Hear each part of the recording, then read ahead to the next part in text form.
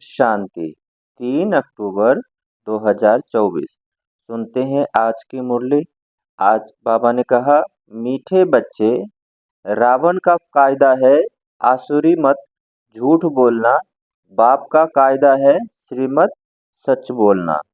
मीठे बच्चे, रावण का कायदा है आसुरी मत झूठ बोलना, बाप का कायदा है श्रीमत और सच बोलना। सुनते हैं आज की मुरली का प्रश्न। बाबा ने कहा, किन बातों का विचार कर बच्चों को आश्चर्य खाना चाहिए?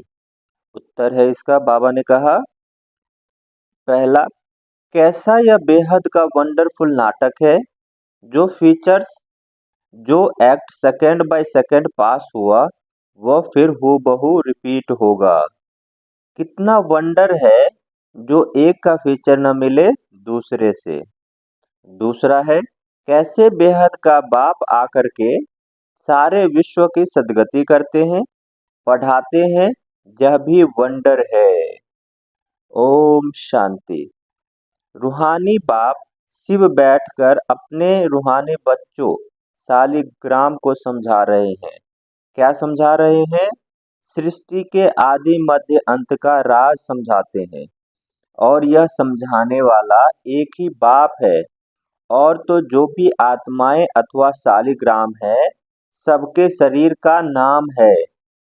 बाकी एक ही परम आत्मा है जिसको शरीर नहीं है। उस परम आत्मा का नाम है शिव। उनको ही पतित पावन परमात्मा कहा जाता है।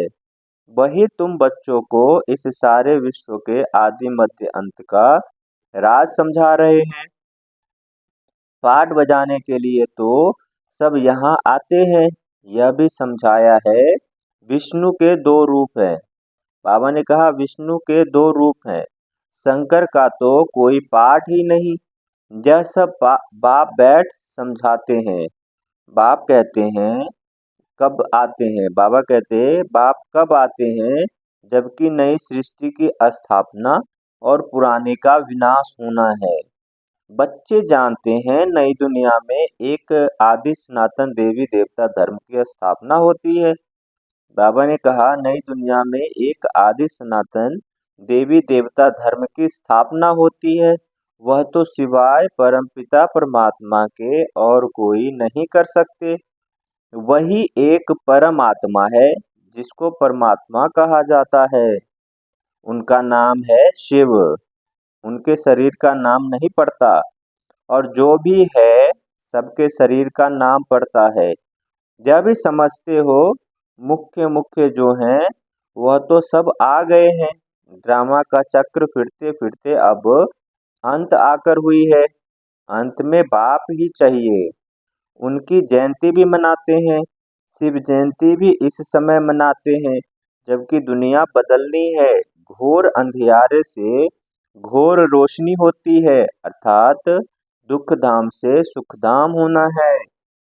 बच्चे जानते हैं परम पिता परमात्मा शिव एक ही बार पुरुषोत्तम संगम युग पर आते हैं, पुरानी दुनिया का विनाश, नई दुनिया की स्थापना करने। पहले नई दुनिया की स्थापना, पीछे पुरानी दुनिया का विनाश होता है। बच्चे समझते हैं पढ़कर हमको होशियार होना है और दैवी गुण भी धारण करने हैं, आसुरी गुण पलटने हैं। दैवी गुणों और आसुरी गुणों का वर्णन चार्ट में दिखाना होता है। अपने को देखना है कि हम कितना तंग तो नहीं। बाबा ने कहा, अपने को देखना है हम किसको तंग तो नहीं करते हैं, झूठ तो नहीं बोलते हैं, श्रीमत के खिलाफ तो नहीं चलते हैं। झूठ बोलना, किसको दुख देना, तंग करना, यह है रावण के कायदे और वह है राम के कायदे। श्रीमत और आसुरी मत का गायन भी है। बाबा ने कहा, श्रीमत और आसुरी मत का गायन भी है। आधा कल्प चलती है आसुरी मत, जिससे मनुष्य असुर, दुखी, रोगी बन जाते हैं। 5 विकार प्रवेश हो जाता है। बाप आकर श्रीमत देते हैं। बच्चे जानते हैं श्रीमत से हमको दैवी गुण मिलते हैं। आसुरी गुणों को बदलना है।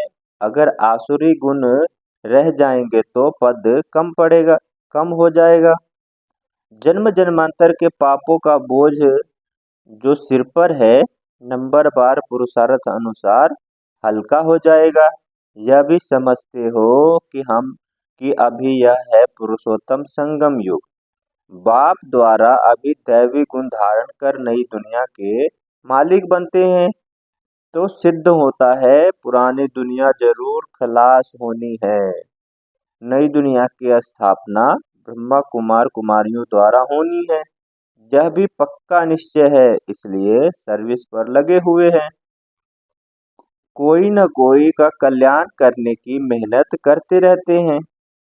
तुम जानते हो हमारे भाई बहन कितने सर्विस करते हैं, सबको बाप का परिचय देते रहते हैं।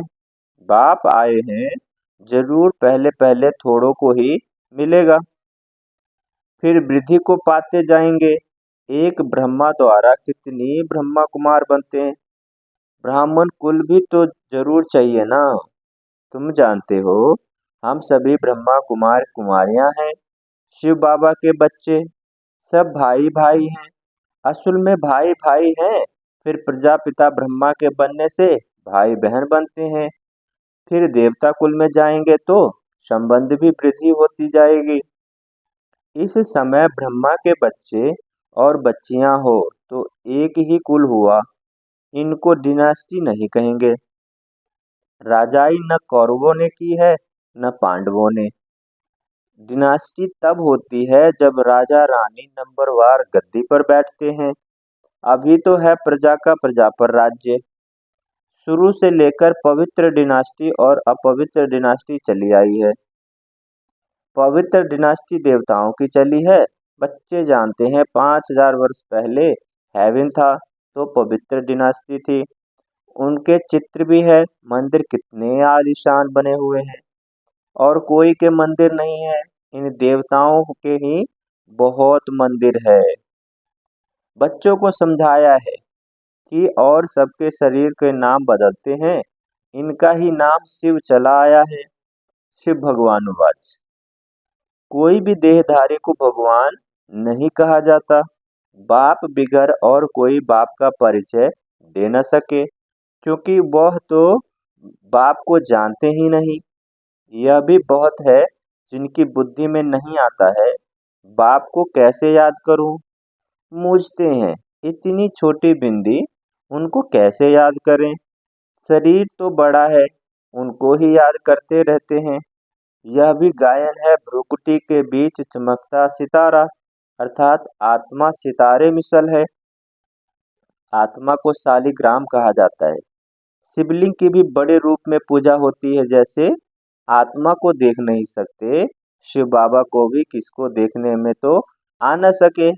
भक्ति मार्ग में बिंदी की पूजा कैसे करें, क्योंकि पहले पहले शिव बाबा की अव्यभिचारी पूजा शुरू होती है ना, तो पूजा के लिए जरूर बड़ी चीज चाहिए। शालिग्राम भी बड़े अंडे मिसल बनाते हैं। एक तरफ अंगूठे मिसल भी कर कहते हैं, और दूसरे सितारे भी कहते हैं। अभी तुमको तो एक बात पर ठहरना है। आधा कल्प बड़ी चीज की पूजा की है, अब फिर बिंदी समझना। इसमें मेहनत भी है, देख नहीं सकते इसलिए मेहनत है, क्योंकि देख नहीं सकते। यह बुद्धि से जाना जाता है। शरीर में आत्मा प्रवेश करती है, जो फिर निकलती है, फिर कोई देख नहीं सकता। बड़ी चीज हो तो देखने में भी आए। बाप भी ऐसे बिंदी है, परंतु वह ज्ञान का सागर है, और कोई को ज्ञान का सागर नहीं कहेंगे। शास्त्र तो है भक्ति मार्ग के। इतने सब वेद शास्त्र आदि किसने बनाए? कहते हैं व्यास ने बनाए। क्राइस्ट की आत्मा ने कोई शास्त्र नहीं बनाए, यह तो बाद में मनुष्य बैठ बनाते हैं। ज्ञान तो उसमें है नहीं। बाबा ने कहा ज्ञान तो उनमें है नहीं, ज्ञान का सागर है ही एक बाप। शास्त्र में ज्ञान की सदगति की बात है नहीं। हरेक धर्म वाले अपने अपने धर्म स्थापकों को याद करते हैं, देहधारी को याद करते हैं। क्राइस्ट का चित्र भी है, सबके चित्र है। शिव बाबा तो है ही परमात्मा। अभी तुम समझते हो आत्माएं सब है ब्रदर्स। ब्रदर्स में ज्ञान हो न सके, जो किसको ज्ञान देकर और सद्गति करे। सद्गति करने वाला है ही एक बाप। इस समय ब्रदर्स भी हैं और बाप भी हैं। बाप आकर सारे विश्व की आत्माओं को सद्गति देते हैं। विश्व का सद्गति दाता है ही एक। श्री श्री 108 जगत गुरु कहो अथवा विश्व का गुरु कहो, बात एक ही है। अभी तो है आसुरी राज्य, संगम पर ही है। संगम पर ही है बाप आकर। बाबा ने कहा यह अभी तो है आसुरी राज्य, संगम पर ही बाप आकर यह सब बातें समझाते हैं। तुम जानते हो, क्या जानते हो? बरोबर अब नई दुनिया की स्थापना हो रही है और नई और पुरानी दुनिया का विनाश होता है, यह भी समझाया है। पतित पावन एक ही निराकार बाप है, कोई देहधारी पावन हो न सके। पतित पावन परमात्मा ही है। अगर पतित पावन सीताराम भी कहे तो भी बाप ने समझाया है, भक्ति का फल देने वाला भगवान आता है। तो सभी सीताएं ठहरी ब्राइड्स, और ब्राइड्स ग्रूम एक राम जो सभी को सद्गति देने वाला है। यह सब बातें बाप ही बैठ समझाते हैं। ड्रामा अनुसार तुम ही फिर 5000 वर्ष बाद यह सब बातें सुनेंगे। अभी तुम सब पढ़ रहे हो, स्कूल में कितने ढेर पढ़ते हैं। यह सब ड्रामा बना हुआ है। जिस समय जो पढ़ते हैं, जो एक्ट चलती है, वही एक्ट फिर कल्प बाद हूबहू रिपीट होगी। बाबा ने कहा हूबहू 5000 वर्ष बाद फिर पढ़ेंगे। यह अनादि ड्रामा बना हुआ है। जो भी देखेंगे सेकंड बाय सेकंड नई चीज दिखाई पड़ेगी। चक्र फिरता रहेगा, नई नई बातें तुम देखते रहेंगे। अभी तुम जानते हो यह 5000 वर्ष का ड्रामा है जो चलता रहता है। इतनी डिटेल में तो बहुत है। मुख्य मुख्य बातें समझाई जाती है। जैसे कहते हैं परमात्मा सर्वव्यापी है, बाप समझाते हैं मैं सर्वव्यापी नहीं हूँ। बाप आकर अपना और रचना के आदि मध्य अंत का परिचय देते हैं। तुम अभी जानते हो बाप कल्प कल्प आते हैं हमको वर्षा देने। यह भी गायन है। ब्रह्मा द्वारा स्थापना। इसमें समझने की बहुत अच्छी है। बाबा ने कहा इसमें समझानी बहुत अच्छी है। विराट रूप का भी जरूर अर्थ होगा ना, परंतु सिवाय बाप के कब कोई समझा न सके। चित्र तो बहुत है, परंतु एक की भी समझाने कोई के पास नहीं। ऊंच से ऊंच शिव बाबा है, उनका चित्र भी है, परंतु जानते कोई नहीं। अच्छा, फिर सूक्ष्म वतन है, उनको छोड़ दो, उनकी दरकार ही नहीं। हिस्ट्री ज्योग्राफी यहाँ ही समझनी होती है। वह तो है साक्षात्कार की बात। बाबा ने कहा सूक्ष्म वतन है साक्षात्कार की बात। जैसे जहाँ इसमें बाप बैठ समझाते हैं, वैसे सूक्ष्म वतन में कर्मातीत शरीर में बैठकर इनसे मिलते हैं अथवा बोलते हैं। बाकी वहाँ तो वर्ल्ड की हिस्ट्री ज्योग्राफी है ही नहीं। हिस्ट्री ज्योग्राफी यहाँ की है, बच्चों की बुद्धि में बैठा हुआ है। सतयुग में देवी देवताएं थे जिनको 5000 वर्ष हुआ। इस आदि सनातन देवी देवता धर्म की स्थापना कैसे हुई यह भी कोई जानते नहीं। और धर्मों की स्थापना के बारे में तो सब जानते हैं, किताब आदि भी है। लाखों वर्ष की बातें ही नहीं होती, हो नहीं सकती। बाबा ने कहा लाखों वर्ष की बात तो हो नहीं सकती, यह तो बिल्कुल रॉन्ग है। परंतु मनुष्यों की बुद्धि में कुछ काम नहीं रहती। बाबा ने कहा मनुष्यों की बुद्धि कुछ काम नहीं करती। हर बात में बाप समझाते हैं मीठे मीठे बच्चों, अच्छी रीति धारण करो। और मुख्य बात बाप की याद है। यह याद की ही दौड़ी है, रेस है। कोई अकेले अकेले दौड़ते हैं तो कोई जोड़ी को इकट्ठा बांध फिर दौड़ते हैं। यहाँ तो जोड़ी है, फिर इकट्ठे दौड़ लगाने की प्रैक्टिस करते हैं। अच्छा, मीठे मीठे सिके लधे बच्चों प्रति माता पिता बाप दादा का याद प्यार और गुड मॉर्निंग। रूहानी बाप के रूहानी बच्चों को नमस्ते। हम रूहानी बच्चों के रूहानी बाप दादा को याद प्यार गुड मॉर्निंग और नमस्ते। सुनते हैं धारणा के लिए मुख्य सार। पहला है, बाबा ने कहा अपने चार्ट में देखना है। क्या देखना है अपने चार्ट में? हम श्रीमत के खिलाफ तो नहीं चलते, दूसरा झूठ तो नहीं बोलते, तीसरा किसी को तंग तो नहीं करते, दैवी गुण धारण किए हैं। ये 3 चीजें चेक करनी है। हम श्रीमत के खिलाफ तो नहीं चलते, झूठ तो नहीं बोलते हैं, किसी को तंग तो नहीं करते हैं, दैवी गुण धारण किए हैं। दूसरा है धारणा के लिए पॉइंट, बाबा ने कहा पढ़ाई के साथ साथ दैवी चलन धारण करनी है, पवित्र जरूर बनना है, कोई भी छीछी वस्तुएं नहीं खानी है, पूरा वैष्णव बनना है।